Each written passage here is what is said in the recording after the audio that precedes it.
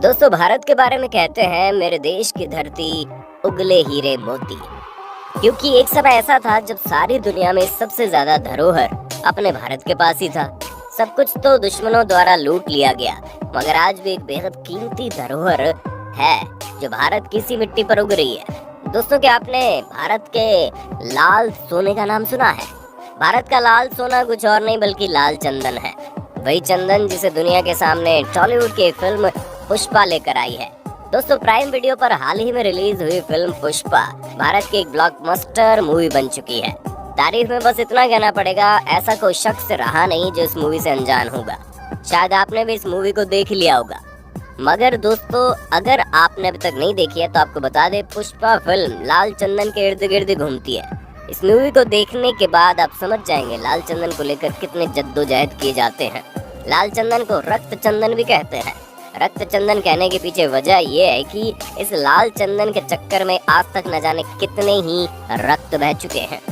दोस्तों, लाल चंदन दुनिया में सिर्फ और सिर्फ भारतवर्ष में ही पाया जाता है। ये दुनिया का सबसे कीमती लकड़ी है। दोस्तों, आप इमेजिन कीजिए इसकी कीमत क्या हो सकती है। दोस्तों, आपने कितने रुपए इमेजिन किए ये तो हम नहीं बता सकते, मगर आप सब इस लकड़ी के असली कीमत के बारे में सुनेंगे ना तो हैरान हो जाएंगे। दोस्तों, लाल चंदन लकड़ी की कीमत 26,000 से 30,000 रुपए प्रति किलो है। एक पेड़ से कम 20 से 25 किलो तक की लकड़ी निकल जाती है, जिसे बेचकर कम से कम 5 से 6 लाख रुपए मिल जाते हैं। यानी कि एक लाल चंदन के पेड़ की कीमत 6 लाख रुपए है। और दोस्तों, 1 टन लाल चंदन की कीमत 2 करोड़ रुपए हो जाती है। अब हैरान होना तो लाजमी है। दोस्तों, जो चीज जितनी कम होती है उसकी कीमत उतनी ज्यादा होती है। इसका इतनी कीमत होने की पीछे की वजह सिर्फ यही है कि बहुत ही कम मात्रा में पाई जाती है। लाल चंदन भारत के तमिलनाडु और आंध्र प्रदेश में ही होता है। इसी लाल चंदन के चक्कर में तमिलनाडु और आंध्र प्रदेश के बॉर्डर पर चीन द्वारा कई बार युद्ध की गई और न जाने कितनी जाने रक्त से लथपथ हो गई। चीन, जिसे दुनिया भर ने अपना दुश्मन घोषित कर दिया है, वो भारत के पीछे आज से नहीं बल्कि सदियों से घात लगाए बैठा है। भारत में पाए जाने वाली लाल सोने के बारे में जैसे ही चीन को पता चला, उसने न जाने कितनी साजिशों के द्वारा उसे पाने की कोशिश की, लेकिन आज तक इसे पाने के लिए बेकरार रहता है। दोस्तों, आपके मन में खूब सारे सवाल उठ रहे होंगे कि आखिर इस लाल चंदन में ऐसा क्या है? आखिर इससे किस काम के लिए इस्तेमाल किया जाता है? आखिर क्यों चीन इसके पीछे पड़ा है? तो दोस्तों, आज आपके इन सभी सवालों का जवाब हम इस वीडियो में देंगे। आज आपको लाल चंदन से जुड़ी हर एक छोटी से छोटी बात पता चल जाएगी, ताकि अगली बार जब आप लाल चंदन के बारे में सुने तो आप इसकी पूरी कथा खोल बैठे। तो चलिए शुरू करते हैं। दोस्तों, जैसे कि मैंने आपको बताया, लाल चंदन भारत के 2 राज्यों आंध्र प्रदेश और तमिलनाडु में उगता है। वहाँ भी हर जगह नहीं, सिर्फ और सिर्फ 4 जिलों में प्रचुर मात्रा में होता है। चित्तूर, कडप्पा, कुर्नूल और नेल्लोर में फैले शेषाचलम की पहाड़ी में। इस बात से आप इसके खास होने की वजह समझ सकते हैं। दोस्तों, इस पेड़ की एवरेज हाइट 8 से 11 मीटर होती है। पूरे विश्व में चंदन की 16 प्रजातियां हैं, जिसमें सेंथलम एल्बम प्रजातियां सबसे सुगंधित और औषधि युक्त मानी गई है। रक्त चंदन का साइंटिफिक नाम टेरोकार्पस सेंटनस है। इसकी लकड़ी लाल होती है। इसमें सफेद चंदन की तरह कोई खुशबू नहीं होती। दोस्तों, लाल चंदन के पेड़ के बारे में सबसे खास बात जो शायद इस दुनिया में कुछ खास चीजों को मिली है, वो है इसका वक्त, यानी कि उसे उगने में कितना समय लगता है। इस बात को आप इमेजिन कीजिए और हमें कमेंट बॉक्स में बताइए। आप सोच रहे होंगे इतनी कीमती है तो शायद 5-10 साल में या 15 साल में उग जाता होगा, मगर दोस्तों, आपको बता दें इसकी खेती करने में पूरे 30 साल का समय लगता है। और अगर इसे जैविक खेती का तरीका अपना कर लगाया जा रहा है तो शायद 15 साल में इसकी उपजता हो जाती है। रक्त चंदन की खेती सभी तरह की मिट्टी में हो सकती है, लेकिन रेतीली मिट्टी, चिकनी मिट्टी, लाल मिट्टी, काली दानेदार मिट्टी में इसके पेड़ अच्छे से बड़े होते हैं। इसकी खेती ऐसी जगह पर नहीं हो सकती है जहाँ पानी का जमाव होता हो। इसका मुख्यतः उपयोग दवा, इत्र, पूज, फर्नीचर और सजावट के सामान, विशेष प्रकार के म्यूजिकल इंस्ट्रूमेंट आदि को बनाने में किया जाता है। कई लोग प्राकृतिक रंग और शराब बनाने में भी इसका इस्तेमाल करते हैं। दोस्तों, लाल चंदन से कई तरह की दवाइयाँ बनाई जाती है और उसमें लाल चंदन के पाउडर जैसे स्किन एलर्जी, जैसे कि एक्जिमा, सूजन, जलन का इलाज हो सकता है। कहते हैं एक्जिमा के मरीज कुछ और खुजली हो और उसमें लाल चंदन के पाउडर को कपूर के साथ पेस्ट बनाकर लगा दिया जाए तो मिनटों में उसे ठीक कर देती है और एक चमत्कारी आराम पहुंचाती है। और दोस्तों, जैसे कि सफेद चंदन का लेप हम सबके चेहरे पर निखार ला सकता है, उसी प्रकार से लाल चंदन का लेप भी हमारे चेहरे की खूबसूरती को बढ़ा देता है। इसके इस्तेमाल से कील मुहासे भी ठीक हो जाते हैं, इसलिए लाल चंदन और भी ज्यादा डिमांड में रहता है। अमेरिका के says journal of breast cancer basic and clinical research के मुताबिक बिहार के वैज्ञानिकों द्वारा रक्त चंदन पर किए गए शोध की तारीफ की गई। वैज्ञानिकों ने रक्त चंदन में मौजूद प्रतिरोधक क्षमता के बारे में नई खोज की है।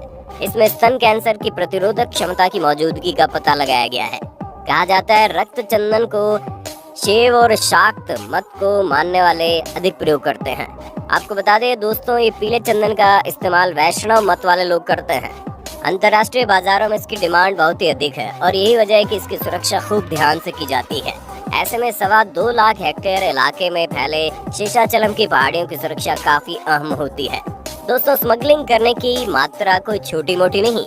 प्रत्येक वर्ष कम से कम 20,000 करोड़ रुपए के लाल चंदन का इलीगल सप्लाई करता है। जरा सोचिए दोस्तों, क्या घर से लीगली किया जाता तो ये भारतवर्ष का कितना फायदा हो जाता। और यही कारण है कि भारत में इसके लिए सजा भी सुनाई गई है। कोई भी अगर लाल चंदन की तस्करी करते हुए पकड़ा जाए तो उसे 11 साल की सजा सुनाई जाएगी। लाल चंदन की सबसे ज्यादा तस्करी और कोई नहीं दोस्तों, हमारा सबसे करीबी दुश्मन चीन में होता है। दोस्तों, आपको तो पता ही होगा, चीन में आयुर्वेदिक मेथड से इलाज करना पसंद करते थे और कुल मिलाकर आयुर्वेद इलाज बहुत यूजफुल भी होता है। इसलिए चीन में लाल चंदन की डिमांड बहुत ज्यादा है।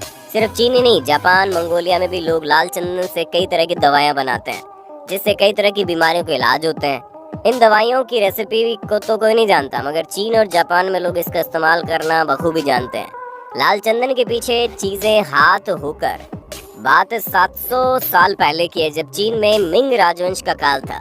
सन 1400 से लेकर 17 सेंचुरी तक चीन में मिंग राजवंश रहा, जिसमें लाल चंदन की खूब महत्वता रही। राज में लाल चंदन से तरह तरह का फर्नीचर तैयार किया जाता है। इनको लाल चंदन से बनाई गई सामान का शौक था, इसलिए मिंग वंश के राज में चाइना में लाल चंदन का खूब सप्लाई होता था। दुनिया भर से लाल चंदन मंगवाई जाती थी और उससे नक्काशी करके चीजें बनाई जाती थी और उन्हीं चीजों को संग्रह करके एक म्यूजियम भी तैयार किया गया है जो चाइना में मौजूद है और उसका नाम है रेड सैंडलवुड म्यूजियम। यही वजह है कि चीन में आज तक लाल चंदन से बनी चीजों को इज्जत दी जाती है और लाल चंदन से बनी फर्नीचर और सजावट के सामान को अपने घर में रखना एक सम्मान की बात मानी जाती है। इसलिए चीन में रईसों के घर में आपको लाल चंदन से बनी चीजें देखने को मिल जाती हैं। जापान में भी एक समय में लाल चंदन की खूब महत्वता थी, मगर धीरे धीरे जैसे कि सभी लोग पुरानी परंपराओं को भूलते जा रहे हैं, वैसे जापान में एक पुरानी परंपरा है जिसमें वहाँ की पारंपरिक शादियों में बजाए जाने वाली एक म्यूजिकल इंस्ट्रूमेंट शामीशेन को लाल चंदन से ही बनाया जाता है।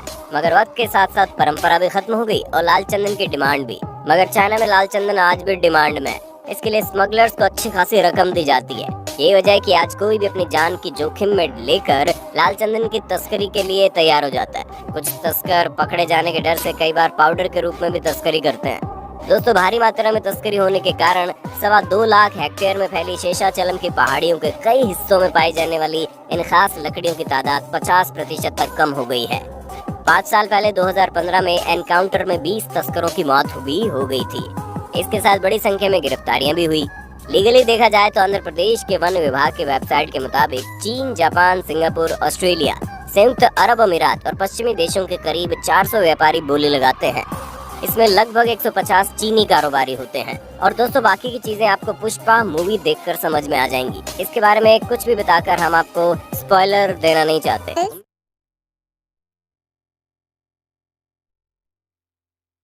अगर आपके मन में कुछ सवाल रह गए हो तो कमेंट सेक्शन में बताना, ताकि हम उनका जवाब ला पाएं। इस वीडियो को लाइक जरूर करना दोस्तों, इसे शेयर करने वाले अपने दोस्तों में भारत के लाल सोने के बारे में जरूर बता देना। फिर मिलेंगे नई वीडियो में, तब तक के लिए अलविदा।